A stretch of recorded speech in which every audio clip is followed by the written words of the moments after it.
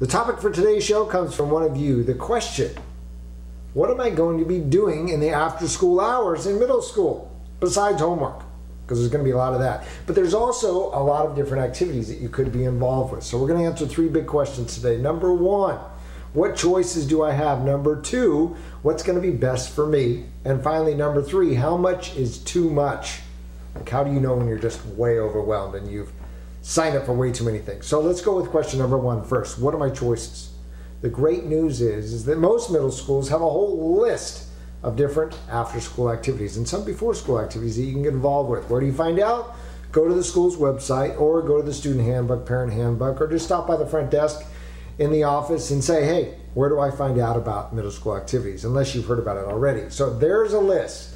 Now I want you to also consider some things outside of school, like mentoring.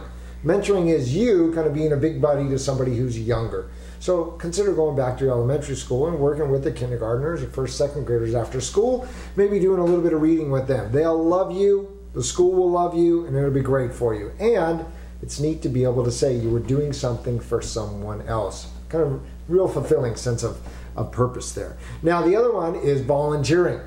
Where are you going to volunteer? Think about what you like to do. Maybe you're big into animals, you're going to go to the animal shelter, you're going to volunteer to walk dogs once a week. You could do that. Maybe you're going to go over to the library and volunteer your time there. Maybe there's a local business, something that you really get excited about when you go in. You want to find out a little bit more about what they do. So you're going to go by, you're going to talk to the owner there, you're going to find out a little bit more about what they do, and you're going to offer to volunteer your time. So lots of different opportunities. Now, question number 2, how do you know what's best for you?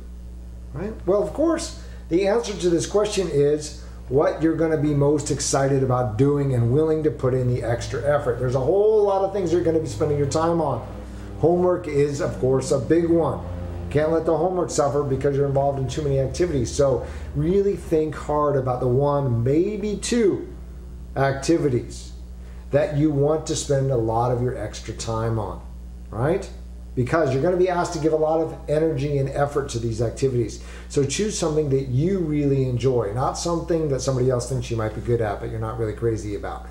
Invest the time and effort. So that's, if you can answer that question, what are you most excited about? Then that then becomes the answer, of course, to the question, what's best for you? Big question number 3, how much is too much? How do you know when you're overwhelmed?